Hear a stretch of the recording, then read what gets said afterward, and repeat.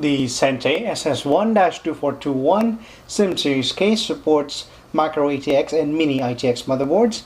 And since we are going to install a mini-ITX motherboard, we only need to use 4 motherboard standoffs, one of which already comes pre-installed on the upper left-hand corner. If you have a discrete low-profile video card such as this HD6670 from AMD, you may use it on the Sentey SS1-2421.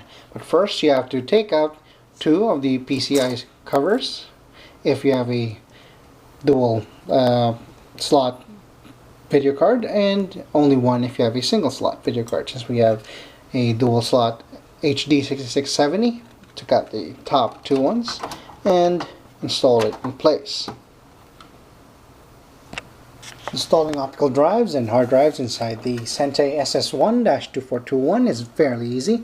All you need to do is align the mounting holes on this removable hard drive and optical drive cage, and then screw them in place. Take note that the hard drive cage can be mounted, the hard drive inside the hard drive cage can be mounted facing upward or downward. Now we have all our components assembled inside the Sentey SS1-2421. And as you can see, there's actually room at the top to manage our cables. And since we didn't use a micro-ATX case, there's a mini-ITX case, there's actually room here on the lower portion. Although we didn't need that extra space, we can actually use this. If you're not going to install an external 3.5-inch device, you can even store extra cables in here if you need extra room. Other than that, let us fire up our system and see what the front panel looks like when it's powered on, and hear what the fan sounds like. And here's what the front panel looks like when it's turned on.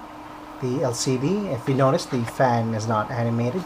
That is because we've set it to the temperature. We set it a little too high. We currently set it to 63 degrees, and obviously the ambient temperature did not reach that. Here we have actually reached the maximum. We lowered back to 30.